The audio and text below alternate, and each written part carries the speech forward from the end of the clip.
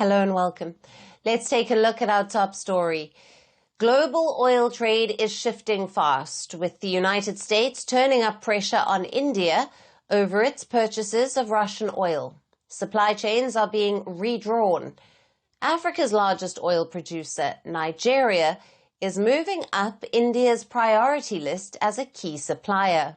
India's state-owned refiners have significantly increased purchases from Nigeria between September and October. Over 2 million barrels of Nigerian crude are expected to arrive in India. Last week, the Indian Oil Corporation locked in 1 million barrels of Nigeria's Agbami crude for September delivery. Bharat Petroleum Corporation Limited has also been active, making spot purchases and negotiating for additional September shipments.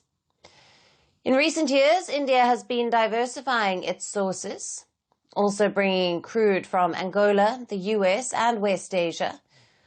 Since 2022, India has been one of the biggest buyers of discounted Russian crude, defying the Western-led boycott after Moscow's invasion of Ukraine.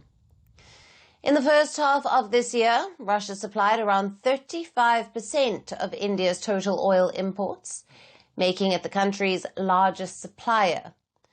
But now India seems to be bringing up imports of its other oil partners. This could be possibly due to US President Donald Trump's increased pressure on New Delhi. Trump announced an extra 25% tariff on top of the existing 25%, doubling duties to 50% on many Indian exports to the US. This was aimed at forcing India to cut Russian oil imports. As of late July, India's state refiners reportedly suspended purchases of Russian crude, and the country is now further diversifying its supply chain. Nigeria is emerging as a natural fit.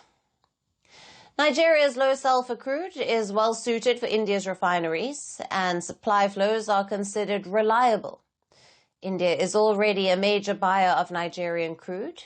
It is the world's third largest oil importer, making steady deliveries from Nigeria vital for both countries' energy security. In the first quarter of 2025, India was already Nigeria's top crude customer, a position that is now strengthening. Ironically, despite being a major crude exporter, Nigeria still imports most of its petrol and diesel due to years of underinvestment in refining. Persistent fuel theft and militant disruptions on the oil-rich Niger Delta. But with the newly opened Dangote refinery, the largest in Africa, it is expected to change that over time. Yet for now, even the Dangote refinery is buying US crude because of pricing, consistent supply, and specific refining requirements. The global oil trade is not just about geography or self-sufficiency. It is a complex balance of price, quality, supply, reliability, and refinery needs. And India's turn toward Nigeria shows how quickly those factors can shift in response to political and economic pressures. Now, for more on this, we have with us Ambassador Anil to Danayat, an Indian diplomat, live from New Delhi. Thank you for being with us. Thank you. Now, what does India's increasing reliance on Nigerian crude oil, which is at now over 2 million barrels by late 2025, reveal about shifting global energy patterns? And how significant is this move away from Russian supplies in the broader geopolitical context? Thank you, Alyson. I liked your report that you just showed before. It quite conveys quite a bit. As far as India is concerned, I think any sensible country would believe in the dictum that you don't put all your eggs in one basket. And this is not something that is happening. I have served in Nigeria from 2005 to 2008, when we were importing about 10% of our requirements from Nigeria. and it was a major energy partner for us as far as crude was concerned. And then we also had several blocks there. We also invested in that, and we also helped in capacity building in Nigeria. So Nigeria has been a reliable, strong partner for India as far as the crude Mm. oil is concerned, and of course our historic relationship. But then you buy the oil because we import about 80, more than 80% of our requirements from abroad. So we have to buy from various suppliers, which is easier, better, and which fits into our refineries. And over time, India has developed its refinery Mm. capacity tremendously, as you know. Now, during this Russia-Ukraine war since 2022, what we have seen is that the Gulf countries, which were our major suppliers, were being forced by the Americans and Europeans to send it towards Europe. And in that sense, we were under pressure to Mm. identify newer markets and cheaper markets for our requirements. And therefore, India started buying increasing supplies from Russia, which was providing discounted. It should be noted that Russian oil is not sanctioned even by the US or by the West. It is a commodity which is capped. So India has Yes. been buying within the capped ceilings from Russia. But now that, of course, President Trump has suddenly out of the blue started. In the beginning, as you know, the Americans were supportive of this idea because India's purchases from Russia have been leading to stabilization of the oil markets across the world. And over time, we had emerged as the major suppliers of refined crude and other things, refined oil and oil products, petroleum products to Europe Yes. as well as to the United States. So now, if you put everything on top, invert the whole thing, then it becomes a problem. So many companies, which are public sector and the private Right. sector, obviously like to diversify their supplies, and they are refocusing their sources once again. Right. And Ambassador, to what extent have political pressures, particularly from the United States, as you touched on there, influenced India's decision to diversify away from Russian oil? And what economic trade-offs might India face as a result? Well, number one is as far as the US pressure is concerned, and I can only reiterate the government of India's position that we decide on what is good for us rather than being driven by the position taken by an Yes. X leader or Y leader.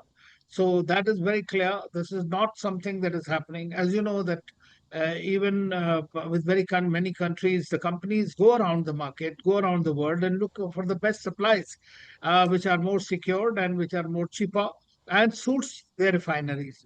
So this is also not done by the government of India as per policy that we are diversifying from Russia or diverting from Russia. But diversifying our supplies is a Mm. policy that India has been following for a long time. So the trade-off is very simple. I mean, it's the Russians do understand that they've been under pressure. At the same time, you never know after 15th of August what happens. President Trump is already talking of releasing the Russian Mm. $300 billion that was confiscated.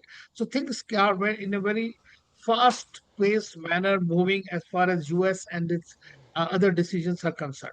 So I would say that as far as India is concerned, Mm. for us, we need consistent, secured, cost-effective supplies for our own requirements and for being able to supply to all others in the region. Absolutely. And while Nigeria exports millions of barrels of crude to India with its own Dangote oil refinery, it is sourcing more crude from the US.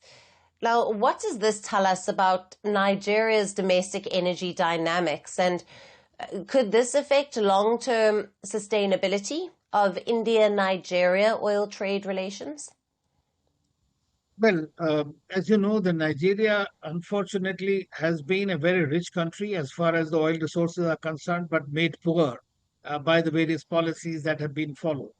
Uh, the Nigerian oil trade, the exploration and development has all been controlled by the Western companies like the ExxonMobil, the Eni was there, the Chevron is there, And so all these companies were controlling the majority of the oil production and its exports.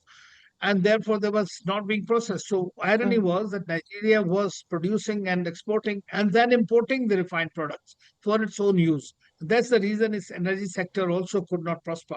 But then Dangote, who is the topmost billionaire of the country, set up this refinery.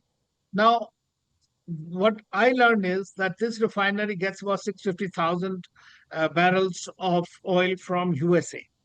And the light crude that they get, which is called Mm. USWTI Midland or something, now that is probably much better. It's a light sweet crude which suits their refinery. This consistent supplies, assured supplies, and it's all across the Atlantic. So it's much more easier for them to get and continue to do that.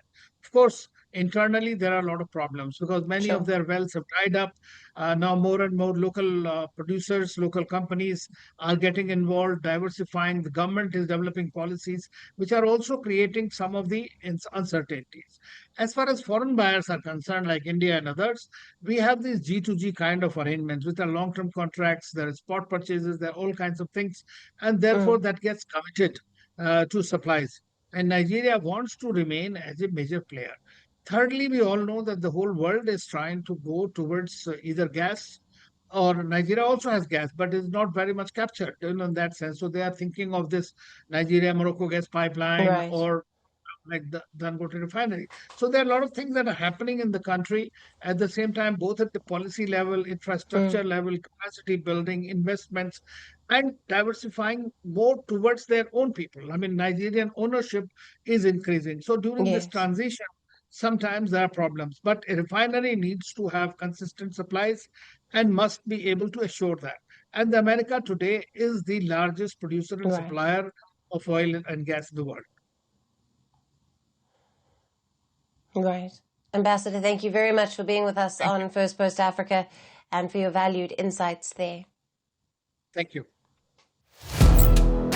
Firstpost now available in 9 languages on YouTube.